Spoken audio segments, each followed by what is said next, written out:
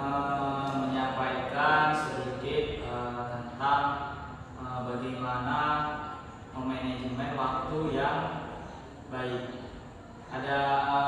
Jadi waktu itu bisa diibaratkan sebagai emas. Ada kata mengatakan waktu adalah emas. Jadi kita jangan menyia-nyiakan waktu yang kita punya. Sampai di sini. Kelihatan nggak? Manajemen waktu. Nah, jadi di sini saya akan menyampaikan sedikit tentang bagaimana teknik memanajemen waktu. Yang pertama yaitu bagaimana kunci manajemen waktu atau mengatur waktu secara lebih efektif. Yang pertama yaitu kita harus membuang kebiasaan yang buruk. Jadi kita meninggalkan semua kebiasaan buruk seperti kita sering begadang, sering menyia-nyiakan waktu, dan selanjutnya yaitu menerapkan pola yang lebih terarah. Jadi kita memanfaatkan waktu itu supaya lebih terarah lagi. Dan selanjutnya yaitu sistematis. Nah, jadi kita harus merancang bagaimana sih waktu yang lebih sistematis atau lebih struktur. Yang selanjutnya yaitu bisa bermanfaat. Jadi kita harus lebih bisa memanfaatkan waktu sebaik mungkin. Yang selanjutnya yaitu membuat perencanaan jangka pendek. Nah, jadi dalam teknik manajemen waktu itu kita harus merencanakan apa saja sih yang akan kita lakukan dalam jangka waktu yang pendek. Yang selanjutnya menetapkan jadwal yang realistis. Jadi kita harus membuat jadwal yang lebih real lagi, yang lebih realistis lagi. Yang selanjutnya perbaiki waktu sesuai dengan keinginan dan kebutuhan. Jadi di sini kita pasti sering kan menyia-nyiakan waktu, membuang waktu secara sia-sia.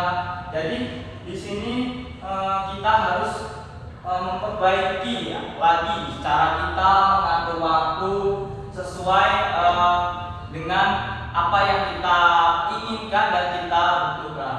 Yang selanjutnya lebih memperbanyak waktu untuk kawan-kawan, keluarga, dan kegiatan yang lebih kreatif lagi. Jadi kita selaku seperti kita kuliah nih, kita sempatkan waktu kita untuk kawan-kawan, apalagi kalau misal kita libur kuliah nih. Nah, kita sempatkan waktu sedikit untuk keluarga, dan juga saat kuliah ini jangan sering begadang, lakukan kegiatan yang lebih kreatif lagi, atau bisa kita mengikuti organisasi-organisasi yang ada di sekitar kampus ini.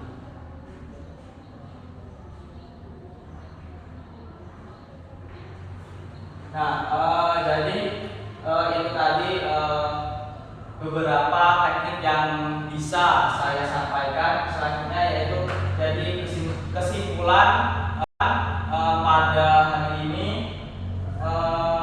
manajemen waktu yang efektif sangat penting untuk meningkatkan produktivitas kita dan efektivitas kita, supaya mencapai suatu keseimbangan antara kerjaan atau kegiatan pribadi yang lainnya. Jadi dengan kita mengidentifikasi prioritas kita, merencanakan waktu kita dengan baik, dan juga mengelola waktu kita supaya lebih baik lagi, jadi kita bisa dapat mencapai tujuan yang tujuan Anda dengan lebih efisien.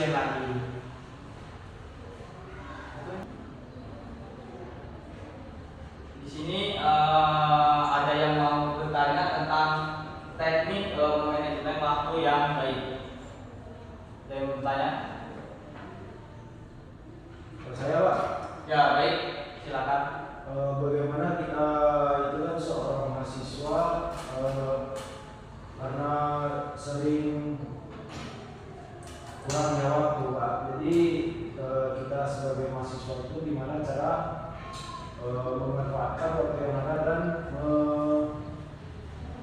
memanajemen waktu secara teratur, Pak. Baik, pertanyaannya sangat bagus ya. Jadi tadi kan saya sudah menjelaskan itu bagaimana sih teknik manajemen waktu yang efektif. Jadi bagaimana cara kita memanfaatkan waktu ya, biar lebih efektif. Baik, tadi saya sudah jelaskan kita ini harus membuat suatu jadwal atau perencanaan waktu, baik itu dari jangka pendek maupun jangka panjang. Dan juga kita ini sebagai mahasiswa ini tidak boleh membuang waktu seperti kita begadang tuh. Habis itu main-main kan, kesana sini, entah di kosan teman atau di rumah teman.